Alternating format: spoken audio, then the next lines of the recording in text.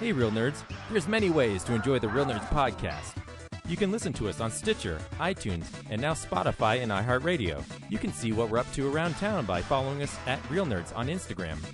And if you want to send us your thoughts, you can email us at realnerds@gmail.com or call us at 720-6nerds5. Like us on Facebook at Real Nerds Podcast or tweet us at Real Nerds. And now on with the show.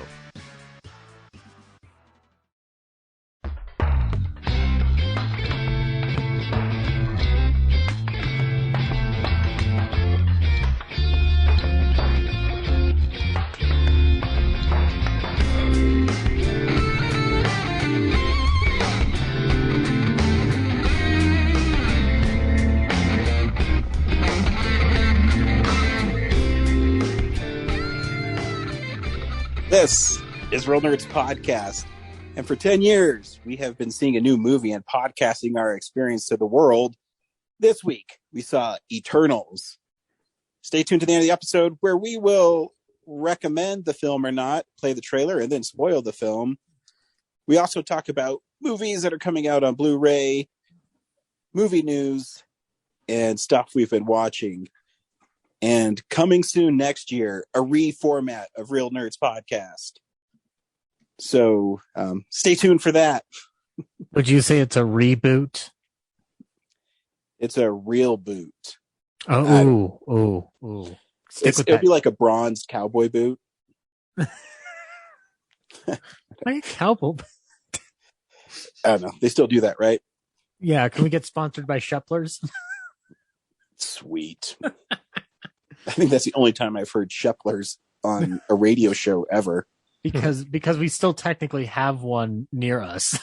It's fucking weird. I never see cars in the parking lot. Is it even like open? Well, I think it's dead. But they just never took down that sign. Cowboy boots are really expensive. They're over $100 easy. Yeah. Seems like there's better footwear for your time and patience than $100 cowboy boots. I don't fully understand it. I also am really disappointed in myself. I was just goofing off on the internet, and it's the 60th anniversary of the Dick Van Dyke Show, and it first aired October 3rd. So I missed it. Yeah, missed it by that much. Forgot our Real Nerds anniversary. Forgot the Dick Van Dyke Show anniversary. I'm just not on top of it. I'm slipping in my old age. And I think only Dick Van Dyke and Jerry Matthews are the only ones left from that whole show. Do you think they just get together and hang out? Do you think they get together and hang out at his house? I'd like to think so. I like to think so too. But can we live in that warm memory for a second, Ryan? Yeah. Dick Van Dyke. Meanwhile, I'm remembering anniversaries up the wazoo because of Orson Welles' War of the Worlds broadcast. I did that right at the 11:30 mark on October 30th. Which, by the way, if anybody hasn't listened to that, you should. It's great. Wonderful radio. Yes. Good. I like your Orson Welles. Well, what I do. Now talk about frozen peas. Before we do that, that who you just heard is Zach. Yes. Brad is also here. Yep. And Corinne. Hello, everybody. Welcome to the party. I don't know. Hey, do you want to party? Is it party time? Do you? I always party hard. Party hard. So let's start a party now. My name is Ryan. I like to party. Yeah. Usually Brad or Zach go around town, but I don't care about them today. I'm going around town. We fear change. Yeah, no, I was just going to say, I text Brad today because I was, my wife and I went and purchased a new couch, and whilst I was out and she went to get her hair done, I went to Best Buy. Did you guys wreck the old one doing it? Yeah, it's freaking trashed, bro. I wouldn't sit on it. Anyway, No, it's just we decided to make a adult purchase and get like a real couch because every one of our couches we've had has pretty much been from a friend. So, yeah, we got a nice one. But anyways, I went to Best Buy in Littleton, and if you're looking for some steel books that are sold out on their website, they have a whole bunch, including Zack Snyder's Justice League, Godzilla vs. Kong, Hacksaw Ridge, and I'm missing one, Mortal Kombat. So if you're looking for them, get there. Okay. The Southwest Plaza, Best Buy. Yeah, I was just shocked because I haven't seen them. I've never seen the Justice League ones out. Yeah. They're not even listed on the website. Like the same as they're sold out, they're just not even listed. I was talking to Brad. I almost feel like they kept them in the back. And now, because it's holiday time, they put them out. So you have to go into the store and, buy all the appliances they have out. I'm pretty sure they have 10 or 12 different air fryers. I went to the South Glen one to check if like that store got stocked with them, and they didn't. So I think it's just yours. Can I ask a serious question? At this point, can they really call themselves Best Buy when they don't have the Best Buys? No, it's interesting how I talk to my wife about this all the time because this week, Rod Stewart's new album, The Tears of Hercules, will be out on Friday. Your check from Rod Stewart's coming in the mail, by the way, Ryan. Sweet. If I got a check from him, I don't think I would cash it. I think I'd keep it to keep the signature, Here's a check for $1 million, Ryan. I'll never cash this check. Laura's like, you fucking idiot. Don't you dare cash that. Actually, now you can take pictures of checks now to cash them. That's true, yeah. I cash it, and I get a Rod Stewart signature. Done. Anyway, we're talking to Laura. Yeah, so I was talking to my wife about how stores now, they don't want you to have physical media because how they set it up, if that makes sense. I mean, it's not that people don't want the stuff. They make it so it's harder to get it and not needed, if that makes sense. Because like they're forcing a phase out of it? Yeah, they're forcing a phase out. They don't, because it takes up space where they could have a washer and dryer which they'd make more money off, is how I look at it. I feel like they could just talk to the Stooges and be like, yeah, we're not carrying these anymore. Like, find a different store. Yeah, which, I mean, I'm almost certain that it'll probably move to all Amazon stuff, like Warner Archives did, or specialty stores like Twist and Shout or something. Or we could open up a Real Nerds Blu-ray barn, where it's a barn full of Blu-rays. Done. I have noticed that most every Best Buy I've gone to in the metro area has phased everything down to a single rack. So and a couple of satellites. I went recently with a friend and we were looking and we were just stunned at how little there were at the South Glen one. It's just frustrating. Yep. But you should pick up Rod Stewart's newest album, The Tears of Hercules, Friday. I'm getting it on vinyl and CD. Will we find out what made Hercules cry, Ryan? If I remember reading right, it's a song about how, Ben, it's okay for you to show your emotions or something. Oh, I don't know. I can't wait to hear him sing about fucking. That's what I care about. But do you appreciate the fact that he's giving you an emotionally vulnerable ticket to express your emotions, Ryan? Yes. I mean, usually he does. He's actually not like, he has a lot of silly songs, but more of his songs are about, what's the word I'm looking for? Caring. They're usually about if they want his body and if they think he's sexy. Come on, sugar, actually, let him that know. song is not about Rod Stewart. If you listen to the lyrics, it's she sits alone waiting for suggestions. He's so nervous, avoiding all her questions. So he's not singing about himself. He's singing in the third person. Oh. Even the chorus is "If you want my body and you think I'm sexy." Before he starts the chorus, he says, "Don't you know exactly what his heart meant?" So wait, he's a peeping Tom. He's third person. He's just telling a story. He's like the narrator in every Coen Brothers movie, like that has like a little magical narrator. That's an idea. Put him in a Coen Brothers movie. That'd be cool. This is totally nothing to do with movies, and I know no one cares, but I don't care. It's my podcast.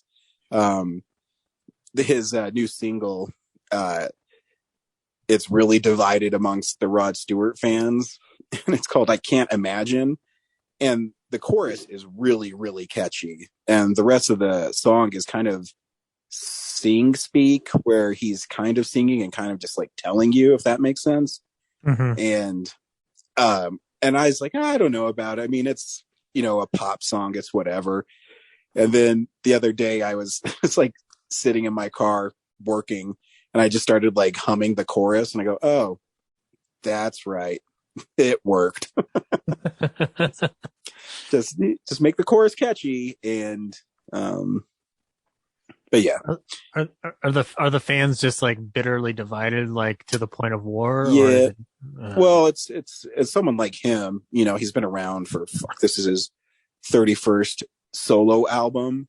Mm-hmm. Not including when he was at the Faces and all the other compilations he has, but it's they're always looking for Maggie May or I Was Only Joking, but sometimes you can't have those songs all the time because those are lightning in a bottle. So you just do it. And when you get to his point, I just make songs that I want to sing. Who cares? Yeah. And also, I was going to say, did they get rid of those old songs, Ryan? Were they erased at all? Okay. No, you can always listen to them. That's why I have them both on CD and vinyl. Gotcha. Just checking to make sure that nobody took away their precious songs. Gotcha. Yes, you're still good.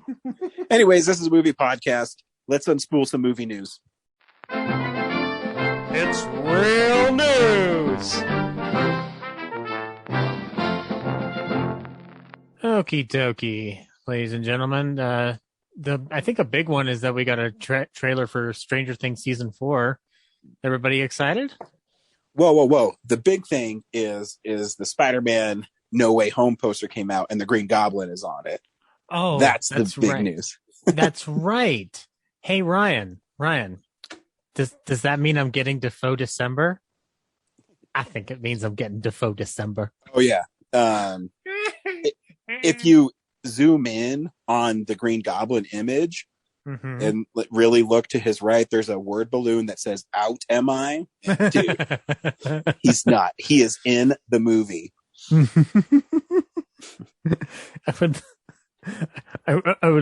guess I should why ask doesn't Corinne it say "Avenge me"? I should ask Corinne this question. There's this thing going around on movie websites and IGN saying to stay off the internet because they've leaked a lot of Spider-Man spoilers. Corinne, are you sharing Spider-Man spoilers? I'm not sharing them. I've seen some of them. Of course you have. Yeah, because I'm on Twitter all the time for work and stuff. Can't help running into these things. Don't say anything on this podcast. Wasn't gonna. Ryan, I just thought you were like the inside source at spoiling them. How would I get my hands on these things? I don't know. You love spoiling things. You're friends with Tom Holland. Yes, that's been my secret this whole time. If you wait long enough, Tom Holland will slip up. He already slipped up today when he said that Electro shows up. He hasn't officially been announced, so... No, I do like the idea of Tom Holland wandering around a town going like, I can't keep the secret any longer, and he just turns and grabs Corinne and starts telling him spoilers. That'd be sweet. Corinne, if you knew Tom Holland, you better not keep that a secret. Well, maybe I'll have to introduce you to him one day. Oh my gosh. Ooh.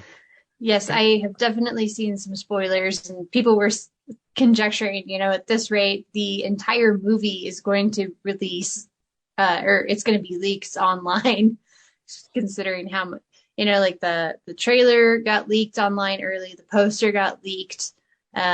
Different versions of like an upcoming trailer has been floating around. So I think at this point people are like, oh yeah, at this rate, like the movie's going to show up online before it releases in theaters. I don't know about that, but do you ever think that this is just me spitballing here, that they purposely leak this stuff so it gets everybody talking about it, and then they drop the trailer? You know what like, oh yeah, we heard possible, but I don't think they need in it, and then that trailer drops. Point. What's up? I said I don't think they need the hype at this point. I think everybody's going to go see this movie. Oh, they're going to see it. And Tom Holland today said that it's the best Spider-Man movie ever. So he's biased. He might be biased, but he's also been in a lot of them. Right. Not the best one. What is the best one? That's kind of debatable, but Spider-Verse. Duh. Oh yeah, that's a very good movie. I enjoyed that movie. And he's definitely not in Ryan's favorite Spider-Man. Yeah, I'd say Spider-Man 2 is the best Spider-Man movie, but I'd say the best Spider-Man movie is the one that has somebody who's something of a scientist himself. See, we're going to go down a rabbit hole here. You have to ask me what mood I'm in, and then I'll tell you what the best Spider-Man movie is. Wait, Ryan. Is your favorite Spider-Man movie the one where Paul Giamatti goes, "I am a criminal"? Close. Okay. I think it's my 6th favorite. Okay, that's not even close to number 1. I think there's 6 Spider-Man movies. I'm just being silly. Yeah. By the way, I did want to say 3, 5, 6. Yeah. I noticed. No, there's more than that. Yeah, I know. I'm just like counting in my head. I'm like, no, I'm off on that one. Should be at least 8. And then depends on if you want to count, the 3 Avengers movies. Yeah. Yeah. So he's like in 11. Go Spidey. Well, yeah, because if you're counting all the different times he's appeared, I'm looking at the poster, Ryan, because we've got Electro for the Lightning there. We've got, obviously, Doc Ock. We got our little Green Goblin in there. We got Sand for Sandman, which I'm assuming that means Thomas Hayden Church will come back. And if you look in a certain corner in there, you can see a little rhino that is telling the Sandman, we're not drinking any fucking Merlot. No, I would laugh my ass off if Topher Grace showed up as Venom. That'd be the greatest freaking moment in Spider-Man movie history. Look, I don't think I hate to burst your bubble, but I think because of that tease at the end of Venom Let There Be Carnage, that we know what we're getting. Oh yeah, I know, but I mean, I just think it'd be awesome if it was Topher Grace. Oh yeah, no question, that would be an amazing reveal. See, what you need to have happen is both Venom show up, and then Tom Hardy's Venom punches Topher Grace's, and Topher Grace goes, "What the hell?" I just thought of something, Ryan, and if I'm right, I will freak out in the movie theater audibly. You know how there was a thought by Raimi to have Bruce Campbell play Mysterio? Mm-hmm. What if he plays a multiverse version of Mysterio in this movie and just pops up randomly, but then gets knocked out pretty quickly, and that's a Bruce Campbell cameo? I'm not gonna lie. I think I've just come up with an amazing idea that Marvel has plenty of time to shoot. I'm just saying, it's only a month, and I think you can get that done pretty quick. It does make me wonder. They're trying to keep so much of this movie under wraps that I do think that some of these like cameos or whatever are going to be not like red herrings, but basically like everybody's going to be so hyped up for like Electro and stuff that other people are going to pop up and you would never have thought of it. You know what I mean? Yeah. I think obviously you're so focused on like the big stars that whenever, I don't know, we'll see whoever, Lizard or something, and you'll just, oh my gosh, never would have thought Lizard would make an appearance in this movie. I kind of want to see Reese Fonz come back. No, I mean, I heard that he's already, there's that slowed down from the first trailer that it's the Lizard coming out, but I don't know. We'll see. I just want him to be like, when Doc Ock says, "Hello, Peter," he's actually talking to Tobey Maguire, and then all the Spider-Men do like a Spider-Man pose, and then the Sinister Six do a pose, and it's like a splash page from a comic book. Mm-hmm. And that's all I want in my life. Well, I'll make sure you get it, buddy. Don't you worry. Thanks. Yeah. What else is happening in the movie world? Well, we got that Stranger Things trailer that everybody was talking about. So yeah, you guys are more bigger Stranger Things fans than I am. So it's okay. What do y'all think? It's been so long since I've seen it that I kind of forgot everything that happened. And so now I don't really care. That's why I plan on going back through the first 3 seasons before this one drops, because I need to definitely catch up if I want to even remotely continue it. It's just, I don't know why, but it's like, everything's wonderfully made about that, from the acting and like the story's fun and whatnot, but it's just not my cup of tea. So it's just like, yeah, of course you should watch it. It's just not my favorite thing in the world. Moving on. Hey, Ryan, did you know that in 1938, a mustachioed man named Walt Disney pulled together a group of animators and made the first ever animated feature film? I do. Yeah. Did you know they're going to remake that shit? Wait, they're remaking Snow White? Yep. And somebody named Gal Gadot has been locked down as the evil queen. Oh, you're talking about a live action one. I thought you meant an animated one. No.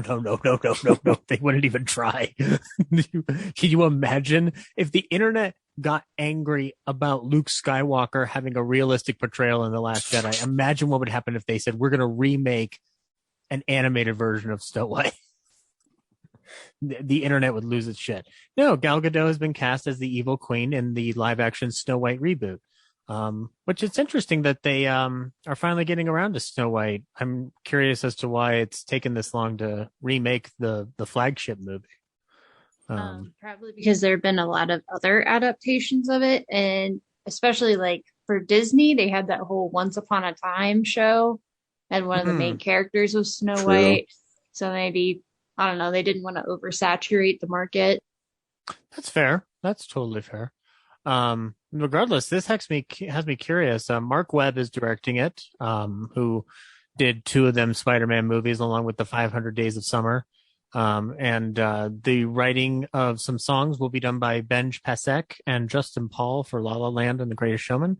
And Rachel Zegler from the new West Side Story will be playing Snow White. So right on. Some lovely news there. And then this was some casting news that I found interesting. How many of you are familiar with the Jim Jones cult, the People's Temple? Yeah, don't drink the Kool-Aid. Yeah, don't drink the Kool-Aid, indeed. Well, they're going to be doing a production of a Jim Jones movie at Appian Way Productions, DiCaprio's flagship banner, and he will be playing Jim Jones. Interesting decision. I'm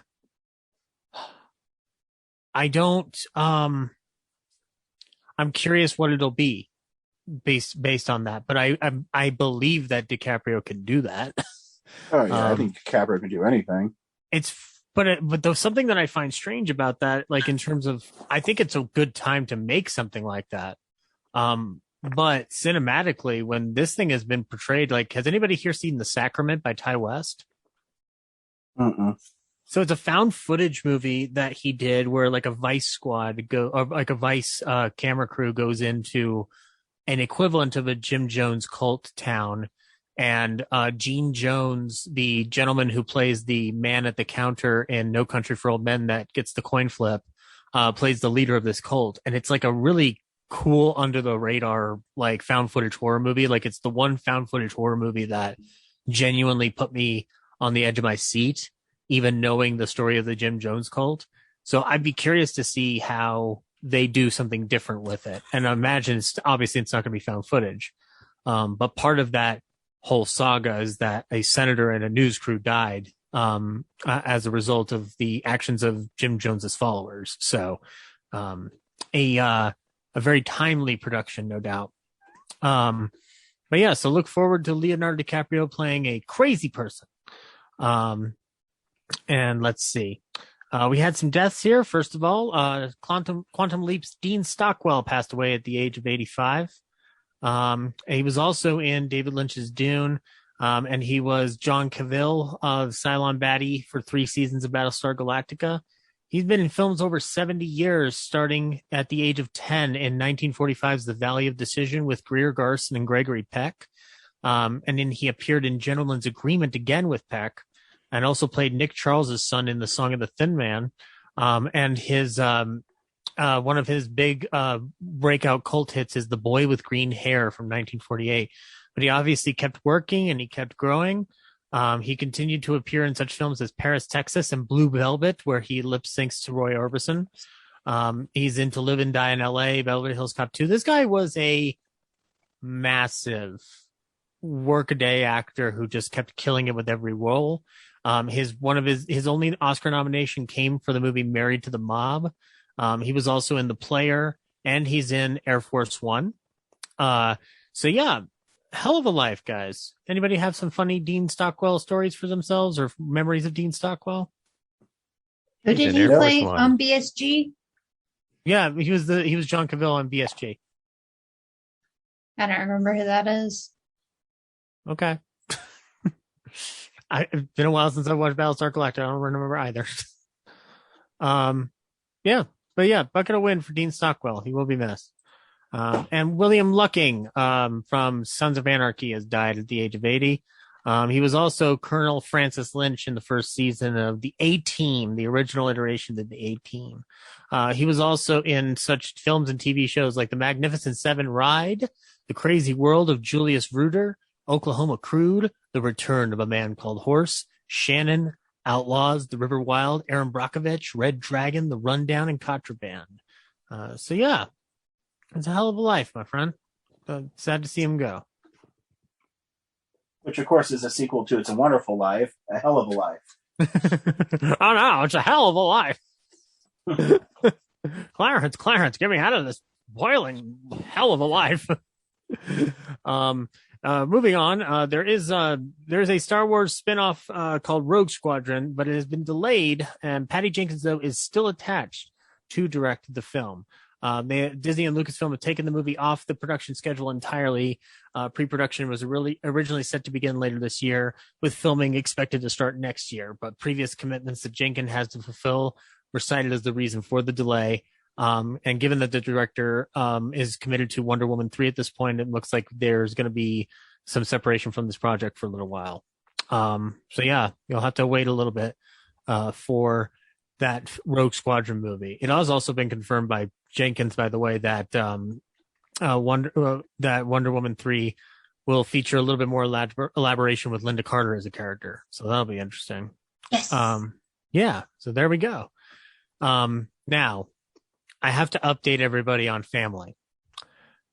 So looks like Vin Diesel is asking Dwayne Johnson to return to the franchise. I'm confused. I thought they hated each other. I don't know if The Rock is going to come back. I mean, he can ask. He probably because they want more star power.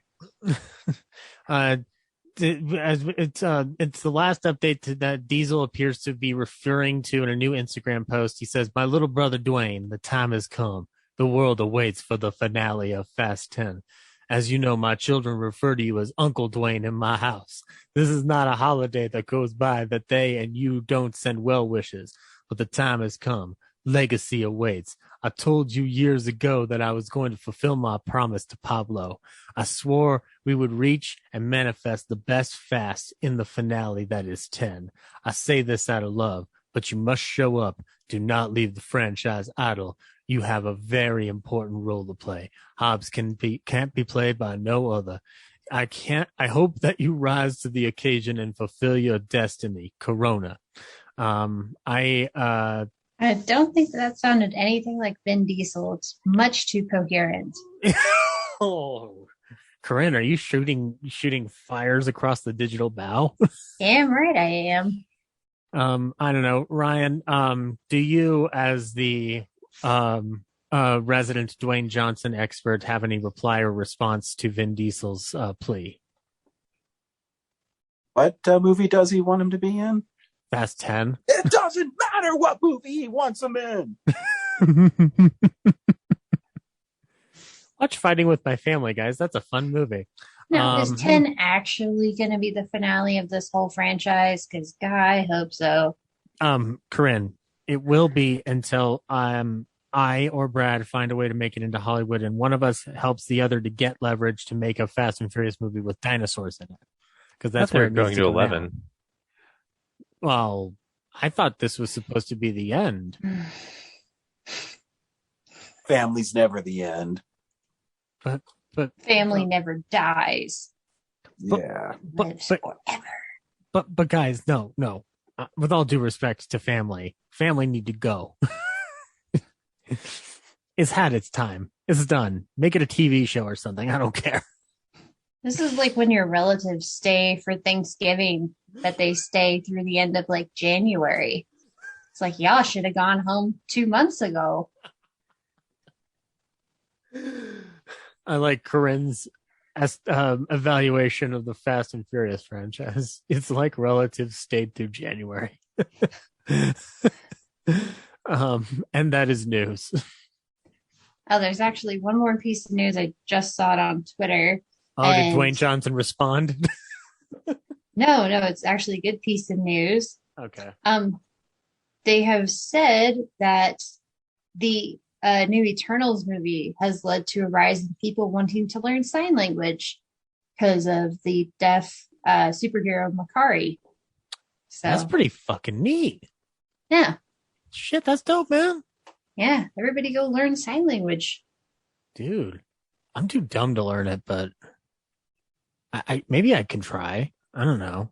Think even we can just some key phrases like, hi, how are you? Where is the bathroom?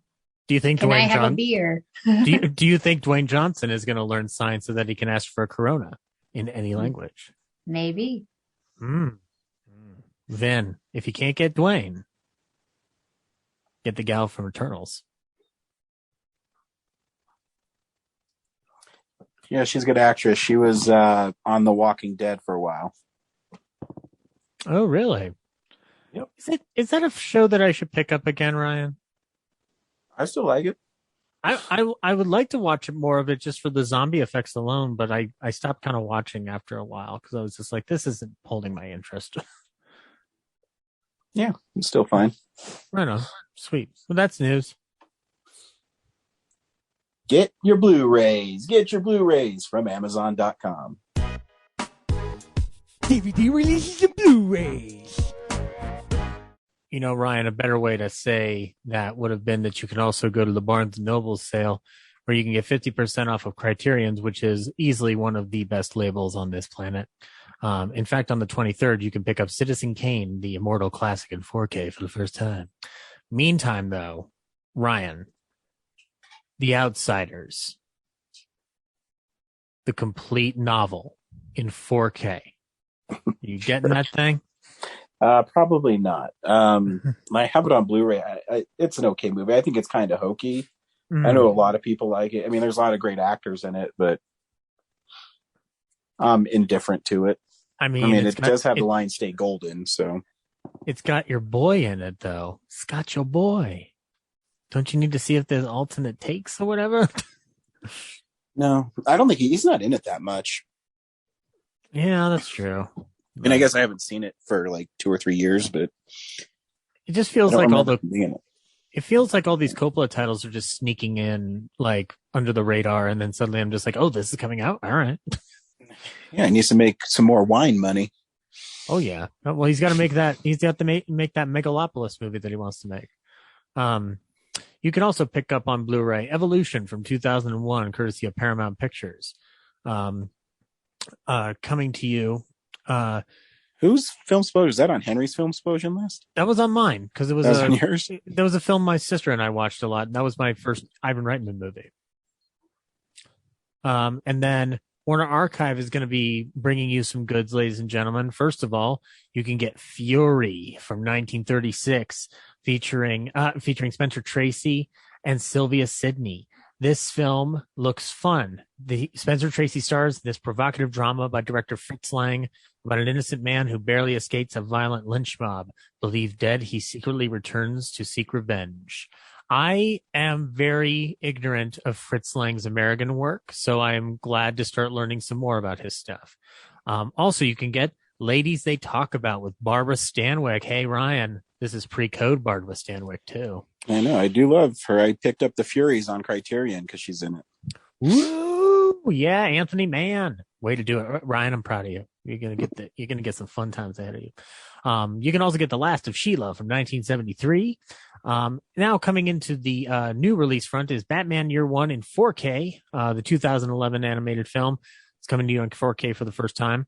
Also, we've got DC's Legends of Tomorrow, the complete 6th season on Blu-ray, the complete 2nd season of Snowpiercer. A lot of TV this week. On the film front, we've got Reminiscence, the 2021 Hugh Jackman joint. That spoiler alert, my favorite film of the year.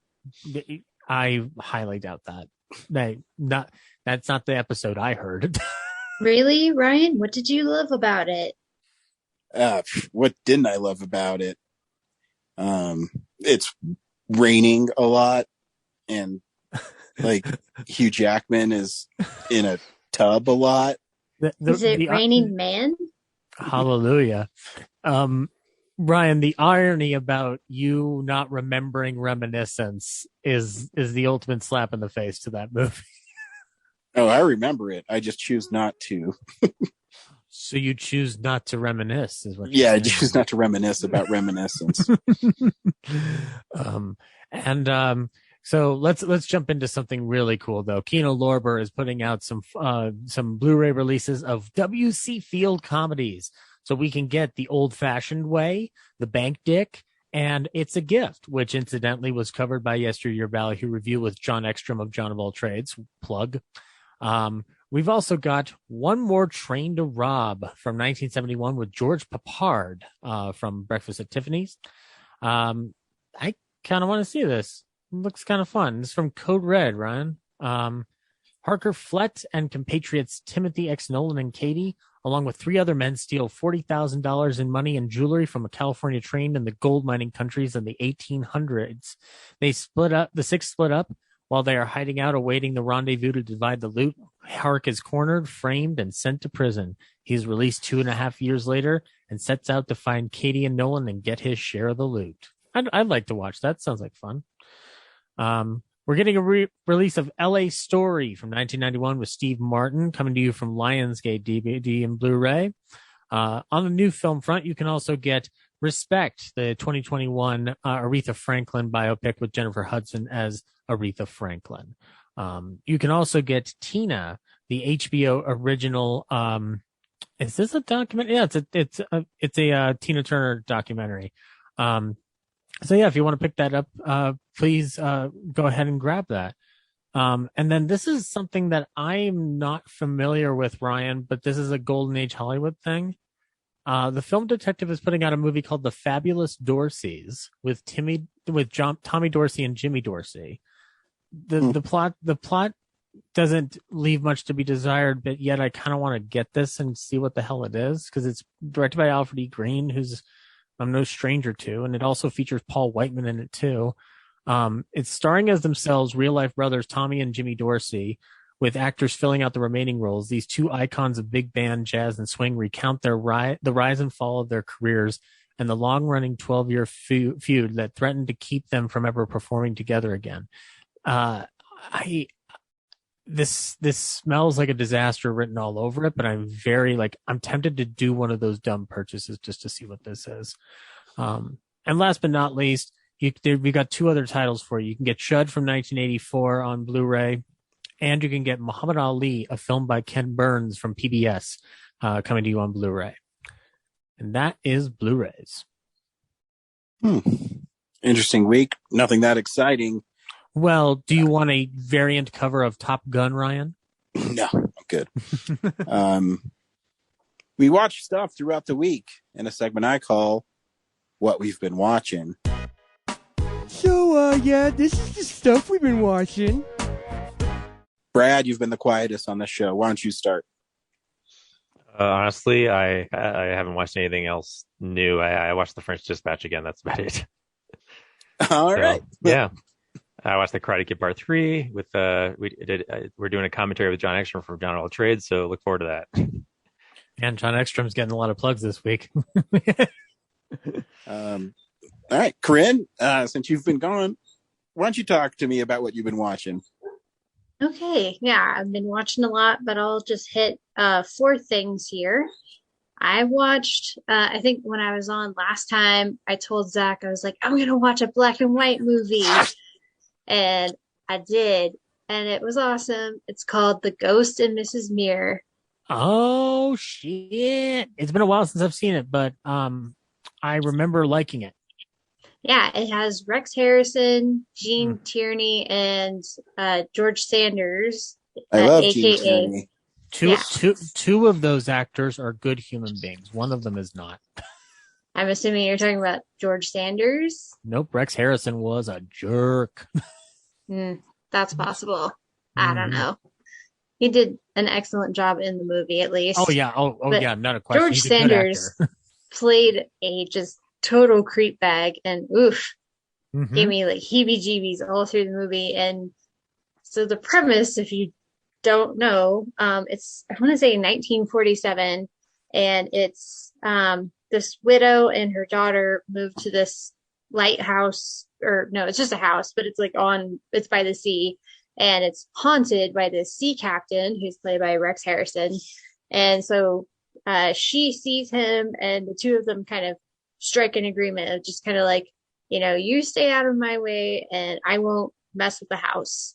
And so they form this kind of connection, and he helps her when she runs out of money and she needs something to do to get to make a living. And he's like, here, I can help you out. And then the whole like last half or last third is George Sanders, who voices Shere Khan in the animated Jungle Book.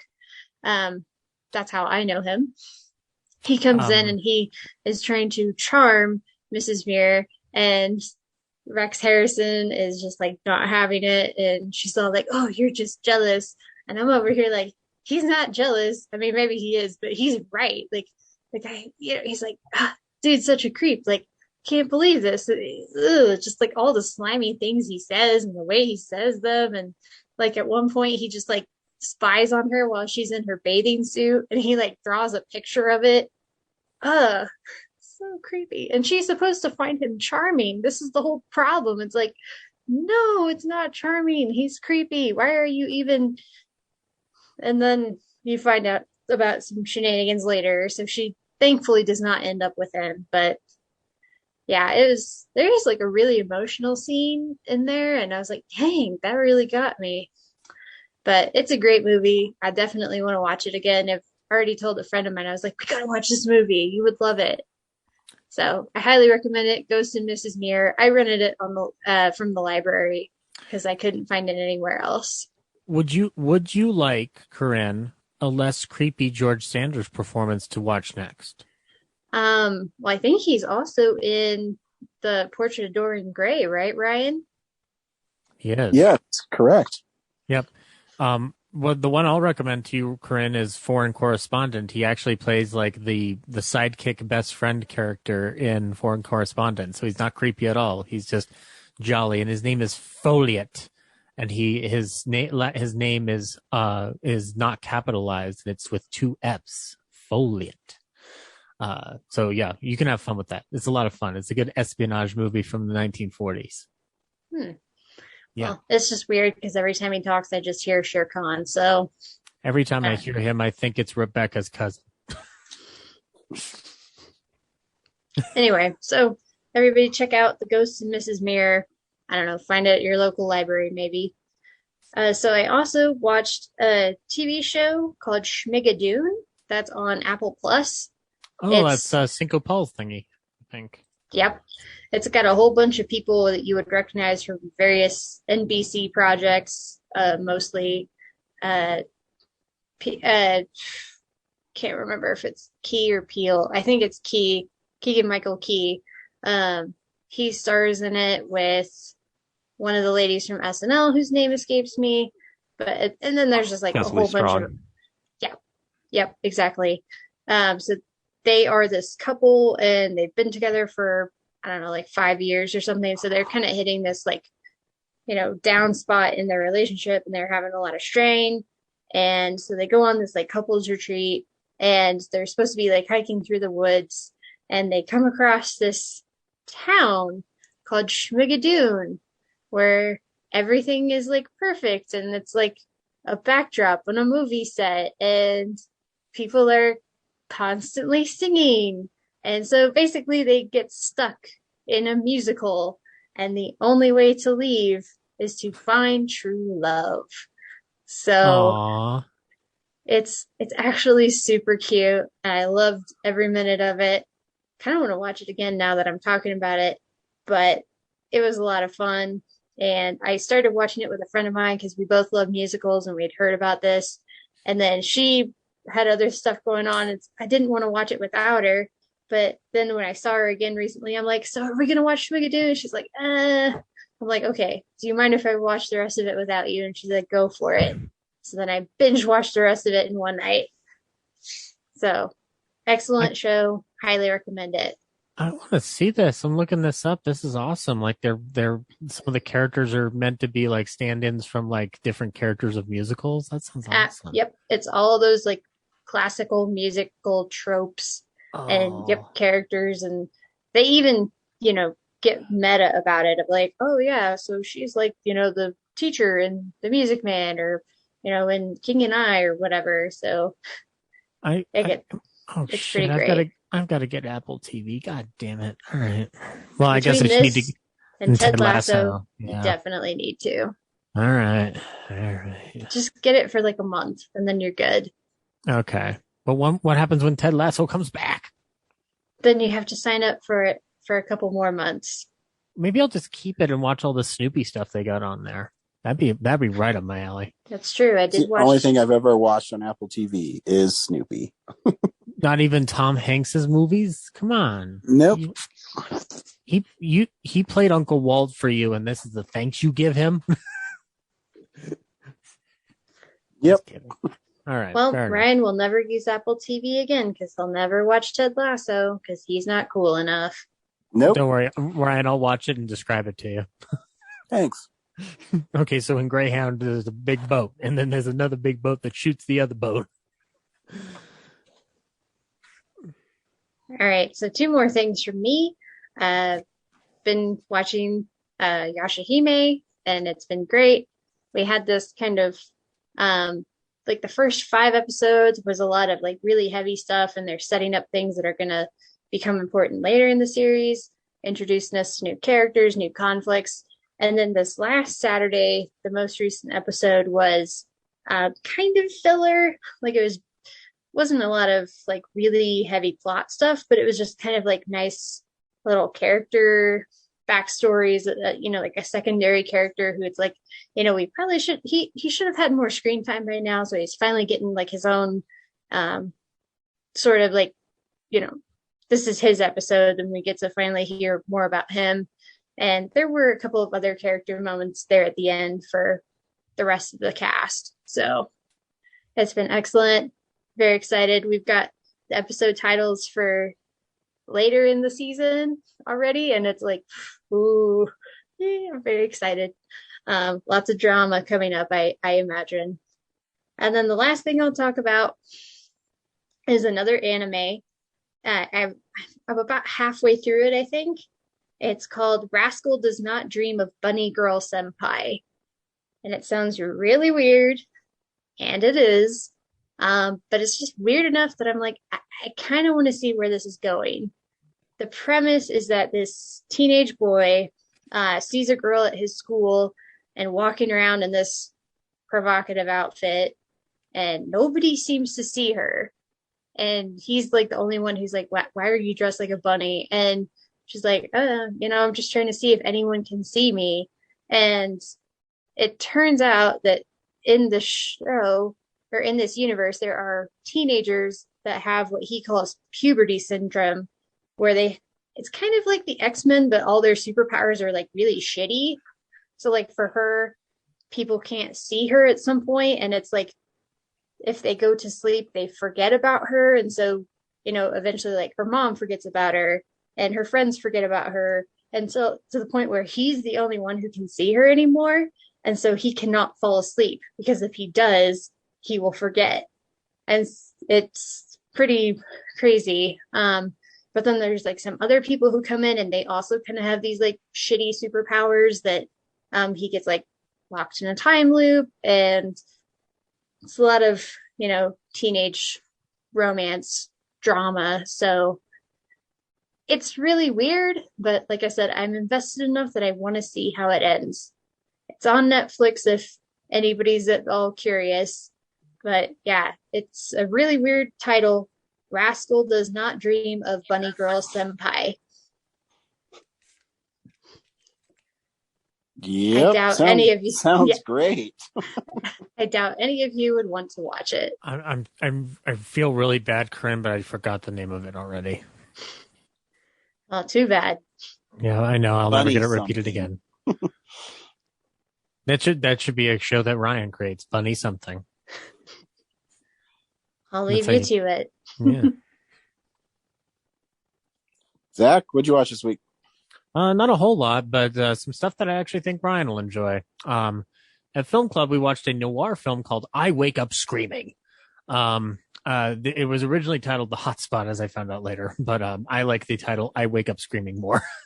So it's with Betty Grable, Victor Mature, and Carol Landis, and the story surrounds a woman whose sister, who was enticed by a promoter to rise up to become this potential like big movie star, is killed, and so Betty Grable and the man that she loves, who also helped her sister rise up to the top, have to figure out who killed the sister. And I don't want to give any more away, Ryan, because I think you will watch this and I think you will enjoy it. And I'm going to find a way to get you a copy on DVD. I haven't gone into Amazon yet to look it up, but it's from the same year as The Maltese Falcon, and it's essentially pulling the same pre-noir that Maltese Falcon does.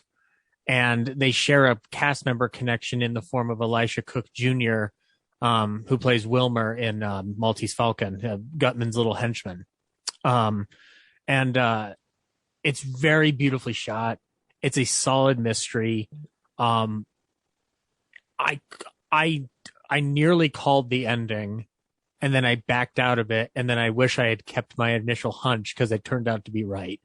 So it's a good movie that keeps you guessing with swirls of shading and dark lighting, and you have I think this cast is just very solid. You also get Alan Johnson and Alan Mowbray in it, and then you get little like side characters like Cyril Ring and Chick Chandler. Like it's a really solid noir. It's one that I'd never heard of, and I'm really glad that the Film Club decided to show that. So cheers to Attaboy Adam for getting that film shown for us. And then I did a Ballyhoo prep. So this is kind of like sort of an announcement here for folks, is that the next series that will be following Alfred Hitchcock will be the work of Jacques Tati. It was going to be John Huston, but this little series of 6 films that we're going to go through is going to be quick, and it gives a little more time for Huston research. But he's basically a comedian who deals in silent cinema beginning in the late 40s and up into the mid 70s. So he deals as a person who comes from the early aesthetic of cinema and then finds a way to keep it going into the 70s. And so the second film that I saw of his was Monsieur Hulot's Holiday, which is the debut of his character Hulot. There's no plot. It's literally just a vacation, and a template for a series of silent film gags to occur, but they're not like Chaplin or Keaton. They're very subtle and held back. But it's hilarious. I loved it. It's, Brad, you might actually enjoy this film. It's the inspiration for Bean. It's one of Rowan Atkinson's favorite films, and it inspired the character of Bean heavily. In fact, the second Bean movie is heavily based on this movie. So if anybody hasn't seen Monsieur Hulot's Holiday, we'll be talking about it on Ballyhoo, but I recommend you check it out. If you've got Criterion Channel, it's right there for you, along with a ton of extras. So very funny, very sweet. It's got a melancholy vibe by the end of it. It's very French. So like the only thing that Ryan wouldn't like about it is that it's French, but nobody really French. Nobody really, I'll tell you, Ryan, it's silent comedy essentially. So you're not like being asked to go highbrow. Like you're just enjoying the gags. So I think you'll enjoy that. And then moving away from the golden age of it all, I couldn't remember if I had seen Night of the Living Dead by Tom Savini, but I watched it for Punk Rock Horror Podcast. And Ryan, I think this movie works better now than it did when it came out. I've always been a fan of it. I think it's different enough and it's well made enough that it stands out. Yeah, and like for anybody listening, it's basically Night of the Living Dead, but they make some key changes in it. So I love Ben in the original, but there's a benefit that this Ben has, played by Tony Todd, where he gets like more characterization and he gets to have like more emotional moments. So it's like a weird direction to take it. But the other one is that Barbara's not catatonic in this movie. She's a fucking like gung ho hero. And I kind of enjoyed that. The imagery at the end when she is at the survivors encampment and they show the lynching of those zombies, Ryan, that's where I was just like, oh shit, this movie's like fucking. Romero wrote the screenplay and he doubled down on that allegory. And it's, I think Savini captures it beautifully. And I also liked the way Hooper gets taken out in that movie, in this remake, and the way they use the line, "There's another one for the fire." It's not as astounding as the original, but it's a really good like horror movie ending. It kind of reminded me. What was that? No, I love the change to Barbara. Yeah, and like, the way Hooper goes out reminded me of the ending of Get Out, where it was just like, oh my god, there's actually like a good, like there's some kind of happy ending here, like some kind of happy ending. Like it's not the happiest ending, but it's a happy ending. So yeah, and then the last thing I rewatched for Ballyhoo was George Washington Slept Here, with Jack Benny and Ann Sheridan. And I mean, we all know that it's the second best house building movie, because the first one involves a certain gentleman named Archie Leach. I don't think he ever went by any other name, did he, Ryan? No, can't even think of one. No. Wait a minute. Wait, I think I've got it. Clark Gable. You get out. Like my boy said in His Girl Friday, get out. What's the line that he has in the fountain? My friends and my enemies. It's hello friends, hello enemies. Yeah. Good stuff. Yeah, but yeah, that's all I watched this week, guys. Watch George Washington Slept Here. It's just as fun as Mr. Blanding's Dream Home. Kind of like Brad, I watched two things, but I've been playing a lot of PlayStation, but I watched Ron's Gone Wrong, which is a animated film about a boy who everybody gets what they call a Bebot, which is basically a friend.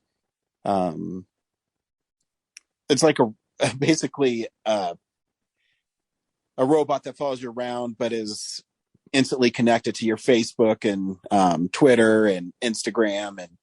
And this boy named Barney wants one, but his mom passed away, so he lives with his dad and grandma. They don't have a lot of money. Then he buys one that falls off the truck, delivery truck that's all messed up, and it's voiced by Zach Galifianakis. And it's a cute movie. It's kind of funny at parts, and it's really just shows you your people's dependence on devices and social media and what's important in life. It's a cute movie. Kellen really liked it, so it's fun. Ron's Gone Wrong. It's a cute little movie. And the only other thing I watched was Nosferatu from 1922, from Kino Lorber Studio Classics. And they went through and remastered it. It looks pretty great for a movie that's almost 100 years old. And the sound, they redid the music to it, and it's great. And that, if you've never seen it, it's it is pretty much a straight telling of Dracula. And if I remember right, Bram Stoker's family did sue them, and that's why finding a really good print of it doesn't exist. And when do you know why it was saved ultimately? Is because Universal had the print. Yeah, before you watch it on Kino Lorber's disc, they talk about there's a bunch of title screens about how they had to get the film from different locations, and how they had to put it together. Some were from UCLA, some were from Universal, some were from in Europe, and some, I think one was in Tokyo, and they found them through all these collectors to find the best version of the film they could and put it all together. So they did a lot of work on it, and it shows. I mean, the film is really good. If I know some people don't like silent films, but it has the right creepy ambiance and one of the most memorable vampires ever on film. It's the closest that you ever get to Stoker's vision of it, apart from maybe Coppola's movie. Yeah, I mean, obviously the names are changed and stuff in it, but you're right. It's a very interesting movie, and it's really well done. And it's not even in black and white. They painted the film to make it look blue and purple when it's nighttime, and they tinted it, copper orange when it's daytime. It's nice. I haven't seen it in a really long time, and I remember, I think when I saw it the first time was on some public domain DVD or something, because I don't remember it looking as great as it did on this version. I mean, yeah, there's some scratches and imperfections on the film, but there's parts where it looks stunning, and the makeup, and it's really well shot too for a film that's 100 years old. Kind of when you see those scratches, it kind of lends credence to doubling it with Shadow of the Vampire and thinking of it as a documentary on accident. Yeah, no, I agree. It is a good movie, though. Kino Lorber had a really great sale. I think that set is normally like $30, and I got it for $10. So I usually hold out on a lot of Kino Lorber stuff unless it's something I really want, because if you wait for the sales, they're pretty great. So I think I got that and 4 other movies, and it was only $37 or something. So you made out like a bandit. Yep. If you like old movies, Kino Lorber is the way to go. Always. And that's what I watched this week. This week on Real Nerds, we went back to the MCU, all the way back over thousands of years, to watch Eternals. Brad, do you recommend Eternals? Yeah, I think it's fine. I think the only problem I had with it was the world building. There's a lot of stuff that they explained or set up that didn't make a ton of sense to me. And I'm sure people would be like, well, it's a comic book movie, so it doesn't matter. But I don't know. I think anything that makes you stop in your tracks and distracts you from the movie to pause and explain for yourself is not a good thing. So, but a lot of the rest of it's some typical Marvel fun while also being sort of different. So yeah, it's all right. Corinne, if you would ask me when I first came out of the theater what I thought of this movie, I would have said, oh, it's got pacing problems, it's got writing problems, some of the acting feels a little awkward, and that's still true. But, now that you asked me after I've seen it 3 times, I'll tell you it's an amazing movie and everybody should go see it.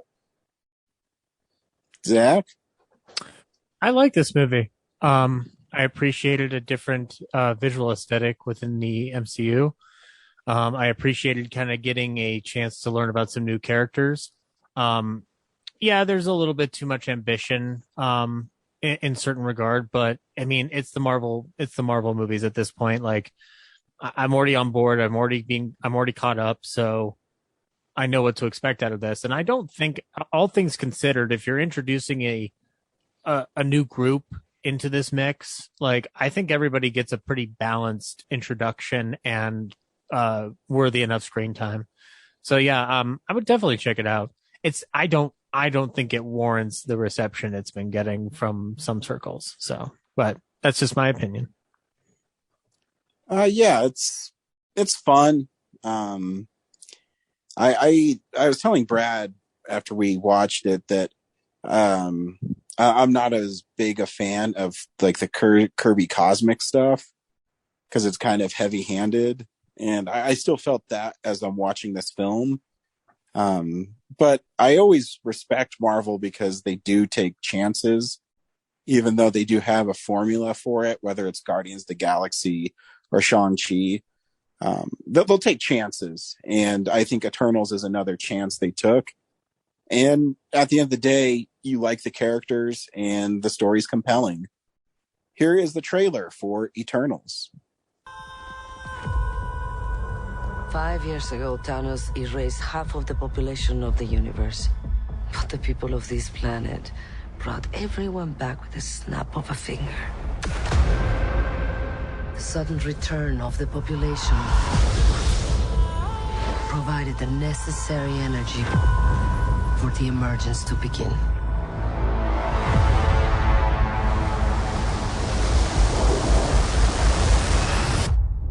How long do we have? 7 days.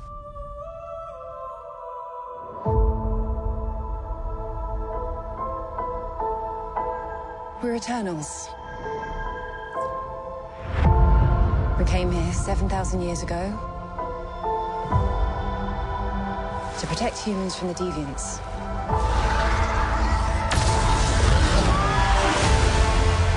Why didn't you guys help fight Thanos? Or any war, or all the other terrible things throughout history? We were instructed not to interfere in any human conflicts unless deviants are involved. By who?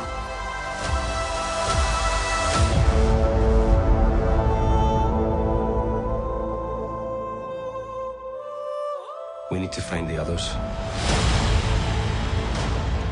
I haven't seen some of them for centuries. Hi. Hello. If this is what the end of the world looks like, at least we have front row seats. You know what's never saved the planet? Your sarcasm.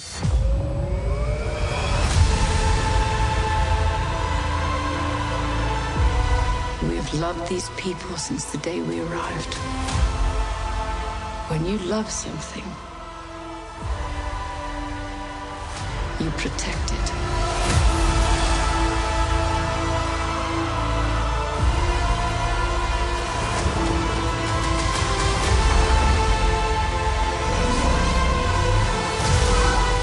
You can't protect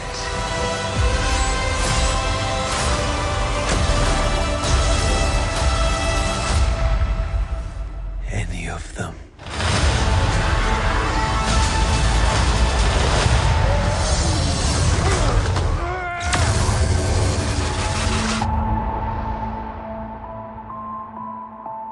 I bet you've built the perfect safe house. I mean, what's this even made of? Vibranium?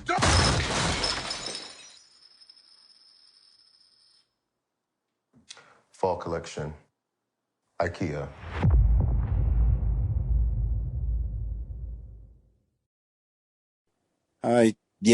There's a lot to unpack in this movie. The Eternals are cosmic beings that watch over Earth and make sure that it advances properly, but not too quickly, and they help them. And just like the Eternals, Selma Hayek, I'm pretty sure, does not age at all. Oh no, she's always been an Eternal. She when we're gonna be dead, and she's still gonna look that glorious. Her and Paul Rudd. I know, man. They can build a new society. She has to. I think she's in her mid 50s or early 50s, and I swear she looks almost exactly the same as when I first saw her in From Dusk Till Dawn. Yeah, she's and she's good in the movie too. She's 55. Is she really? She's 55. Wow. Mhm. Good for her. She looks great. But yeah, that's really what it is. It kind of jumps all over the place. It eventually gets you to present day, where Cersei, played by Gemma Chan, who I think she's gorgeous too, Mhm. and she's great in the movie. It's interesting because Icarus is kind of their version of Superman, and I got a lot of Superman vibes from him. And when I read an interview with the director, she mentioned that Zack Snyder's Man of Steel was an inspiration for him, and I can totally see it.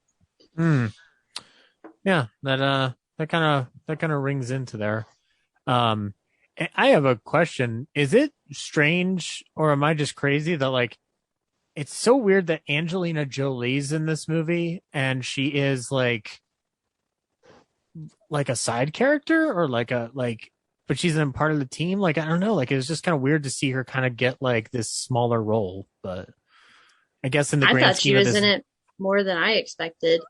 I know, but like, there's just like, it's just weird not having her be like a forefront character in the same way as like Gemma Chan and Madden are. Like, I don't know. I guess it just shows how old I'm getting, that like Angelina Jolie was like at the head of most movies. So I think it comes to a point. I was reading an interview with Kevin Feige, and he said Marvel's at a point now that they don't have to do multi-picture deals, and that people are seeking them out.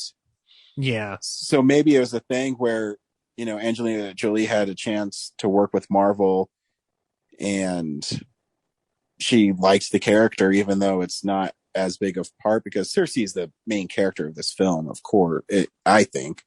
Yeah. I want to talk about, like, there's been response. And they're trying to prevent a Celestial from destroying all of Earth as part of their I guess, that's a lot. I can't really explain. Do we have 3 hours to explain what's going to happen? Or maybe Corinne or Brad, who've seen it more than once, can tell our audience in a concise way. So basically, Celestials are kind of like gods, and there's like a celestial egg inside the earth that's been collecting energy from all the intelligent life, aka humans.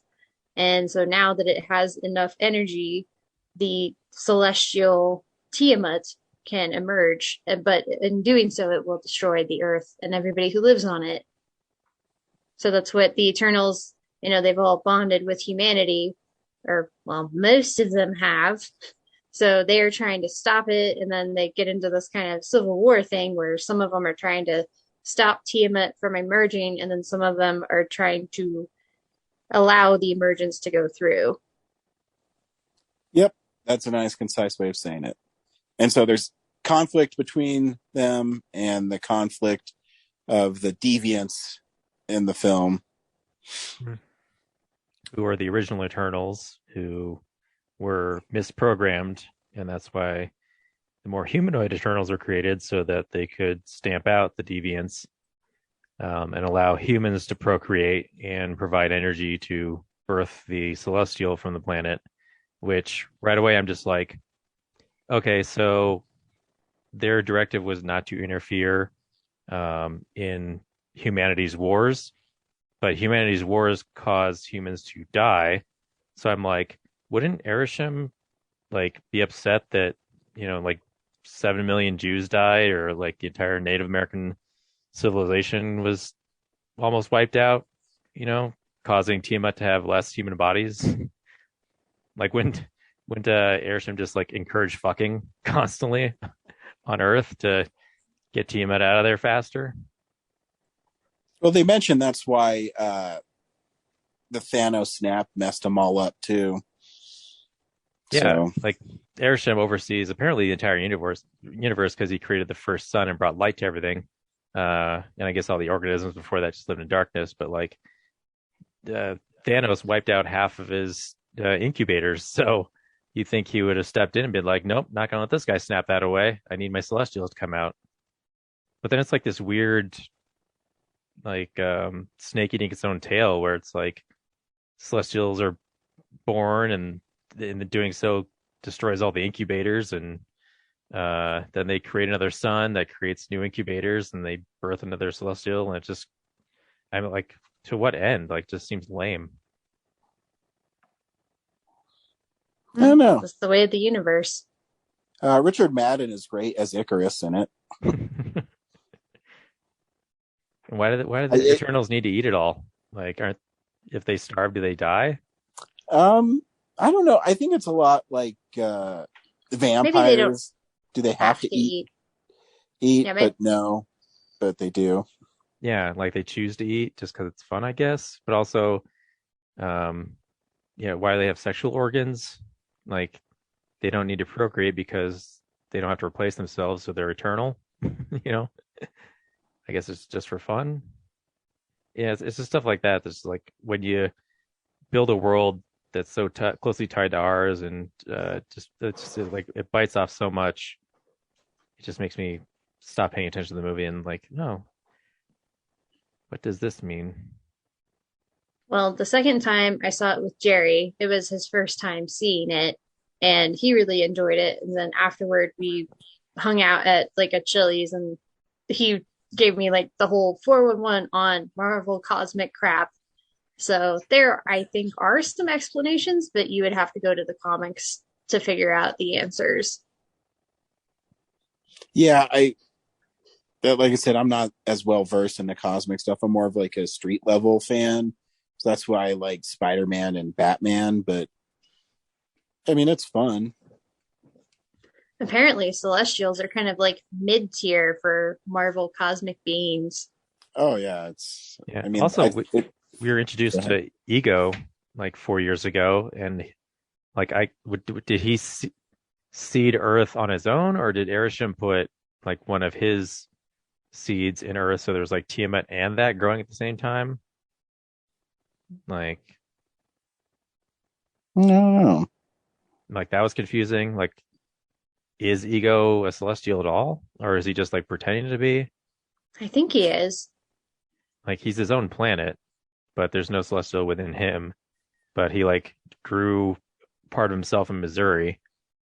I don't know, but yeah, the cast is really fun. Like, Kumail Nanjiani was hilarious. I know. I was just going to mention him. Like, he's great in it. I love how he just played a movie star over 100 years, and I just saw his guy who's his Karun. Producer guy. What's his name? Karun. He has his own character poster they just released, and I thought that was great. Yeah, those two were definitely like the humor of the movie, because some of the other characters like had jokes, but they didn't quite land as good as you would want. But those two like had such energy. Just love the moment where Kingo shoots that one deviant, and he's like, "Karun, did you get that?" And then you hear off far away, "I did, sir."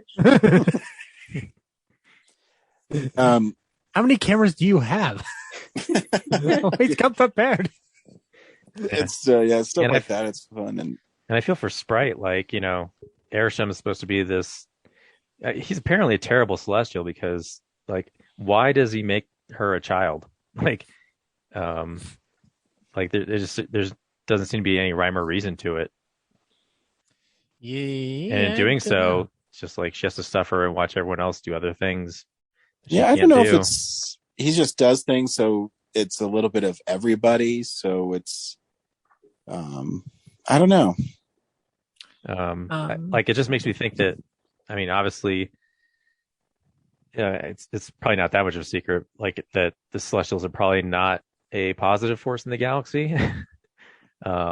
So like him making the deviants flawed, and then these characters flawed, but the fact that they worship this thing that makes so many mistakes is just baffling. That there must be something else to it, that like maybe there's a different, like there might be a yin to the yang of the Celestials that we haven't met yet.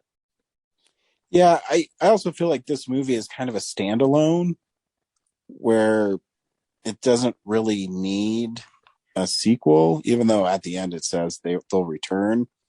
But it kind of feels like they might show up either in Thor or Guardians of the Galaxy. So I'm interested. I don't know, in our screening, people cheered at the end when Harry Styles showed up. And I was asking Brad, it's not because they're Star Fox fans, is it? It has to be because they're Harry Styles fan. Yep, that's got to be it. Which is funny because I saw the spoiler for his appearance. You did? I mean, how would you even find those? Twitter, man, Twitter. So yeah, it was funny because I saw that like when it premiered, everybody was like, "Oh my gosh, Harry Styles, he's playing Arrow." So then, at some point, I just completely forgot about it, and then watching it for the first time, I was like, "Who is it? Who? Oh, that's right, Harry Styles is in the movie. Duh." Yeah, Patton Oswalt as well. Yeah. They need to get whoever worked on Thanos to work on the Pip model, though. Yeah. Yeah, I'm assuming because it's CGI character. Yeah, mid credits they probably didn't care. Yeah, little early 2000s CGI going on there. Oh. Yep. Anyway, I liked it. Yeah, I don't think I've said much here. I wanted to point out that I appreciated that there was kind of like a humanist view in this film, like one that was like asking questions. I don't know if it answered them, but I appreciated there was an attempt to ask larger questions about why these films exist in those stories. There's moments of reflection in that film that I just really enjoyed, and I saw this in RPX. And I don't know why, but just watching it on a big screen and with that great sound, like the movie worked for me. I didn't like it as much as Shang-Chi, but I really wish people would give this film another watch before they jump to any like tossing it off to the side. And from all indication, it seems like this is going to have a lot of ramifications for the MCU's plans for Phase 4. But I'm just like shooting off a theory here. But yeah, it didn't bomb though. It's like slightly less than Shang-Chi, I think, right?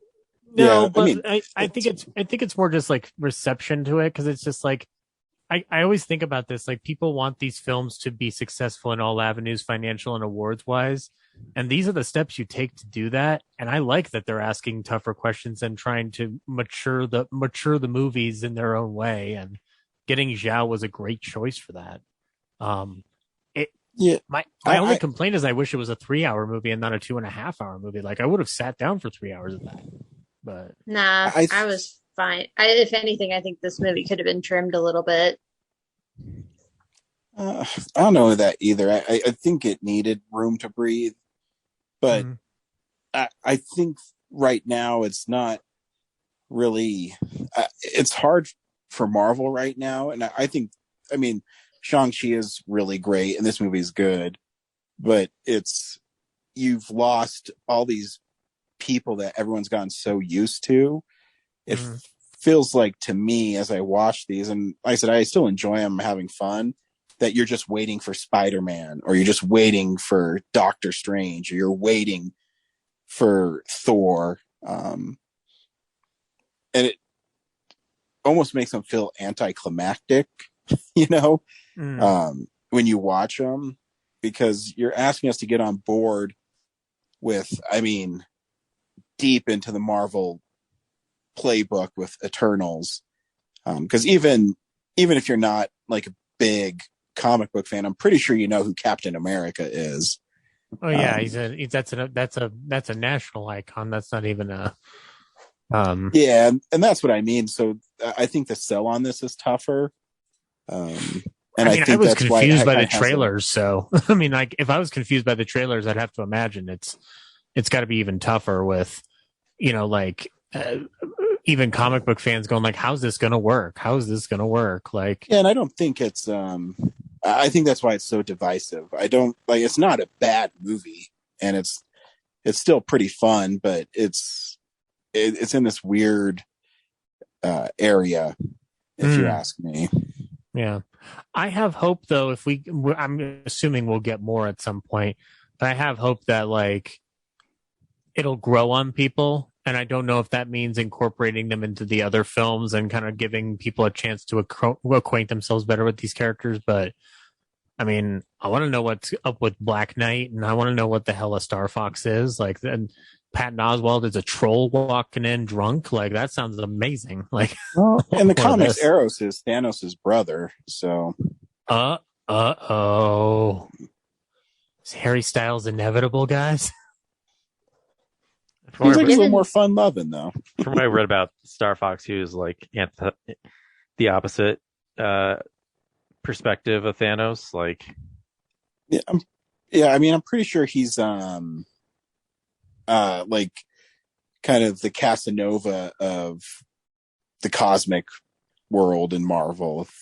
Yeah, so that's why they got Harry Styles to play him. I gotcha. I mean, I was reading an interview with the director, and she wanted him for it since she saw Dunkirk. So, hey, she has very good taste in movies, my friend. I'm just saying. She does. Yeah, she's quite the filmmaker. I still need to see her 2 other films, but yeah. Speaking of the old characters, remember when I said that I thought Captain America has since died in the universe, and you guys laughed in my face and said no? But this is the second time that someone's mentioned that Captain America's gone. Where is he? I think he's dead. I think people think he's dead. He's gone through like a grand Avengers PR campaign to convince the world that he's dead. Well, yeah, he kind of did at the end of Endgame, where he, didn't come back right away. I thought Falcon and Winter Soldier basically confirmed he's dead. I mean, I thought they were at his funeral.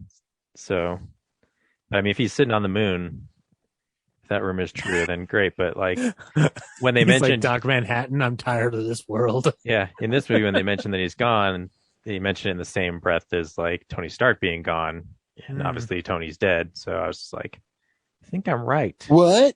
Well, I think he's gone in that he's effectively like he's old and he's not Captain America anymore. He gave up the title to, Falcon. So yeah, even if he's technically still alive, he's not like actually Captain America anymore. He's not active. He's not a superhero. He's just a retired old guy. I have a solution for the entire MCU, guys. It's a very simple solution. Goes back to the 80s and George Lucas's small vision of a duck who could smoke a cigar and look at Playboys and hang it. He looks at Play Ducks. Play Ducks, you're right. I'm sorry. We just need Howard the Duck in this universe. I'm tired of us fucking waiting around and giving him small cameos in Guardians of the Galaxy. Get him in there. If Disney Plus exists and we can give anybody a spinoff series, I don't know why we aren't giving Howard the Duck a shot. He's already in What If. Yeah, he's in, was it 2 or 3 episodes of What If, I think. Is Seth Green voicing him? Yep. Oh, okay. I'm watching What If now. That's right, Corinne, right? He's in 2 or 3 episodes, I think. He's in at least 2, because he's in the one with Star-Lord, and then he's in the Thor one. Yeah, the Thor one, I think, is the one where he kind of has a pretty big... That's when he has a big part in. Yeah. Yeah. I'm excited to see Jon Snow team up with Blade. Yeah. Yeah, that's right. Oh, was that the voice at the end? Spoilers. God. Yeah, it's Mahershala Ali. Wait, where did you get that from? I haven't looked, so I don't know. I saw it on Twitter. Yeah, also, I just recognized the voice. Yeah, that's Mahershala Ali's voice, my friend. I thought it was Sam Jackson. Yeah. I guess I've watched Spider-Verse enough that I can just tell. Shows that Ryan's not a Spider-Man superfan, I guess. I don't think that proves anything, Corinne. At least not a Spider-Verse superfan. Yeah. I am disappointed that Ryan's not as enamored by noir Spider-Man as I am, but that's fine. What What do we see next week, Ryan? Nothing. It's Film Explosion 2011. Yay. Chance for me to redo my list, which I did. Yeah, we made some mistakes 10 years ago, and we're here to correct them. Time to account for them. Yeah. You're going to go back in time? Ryan, Yep. Spider-Man teamed up with Howard the Duck? He has, yeah. Why isn't this a movie? God damn it. Yeah. Maybe one day. And I have Howard the Duck #1 in the first issue of Howard the Duck. Spider-Man is there. Okay. I just want that duck to solve some mysteries, guys. That's all I want. Go watch Darkwing Duck then. That's true. I could do that, but I want Marvel to cater to my whim like they do with everybody else. So, yeah. We will be doing a new Film Explosion. Then after that, it'll be Ghostbusters. Nice. Stay tuned. All right. Thanks, everybody. Bye.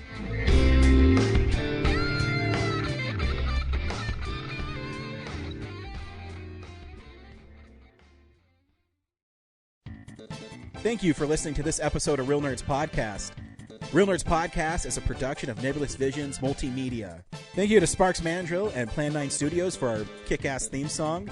Also, if you're in the Denver area and you're looking for a cool place to see movies, we see them at the Alamo Draft House in Littleton and now also in Sloan's Lake. Thank you to Colorado Coins, Cards, and Comics for supplying us with all our comic needs, especially you, Andrew. You know who you are. And a big shout out to James's mom. I'm giving you an electronic hug that you can feel through the airwaves. Thanks for listening, and have a nice day.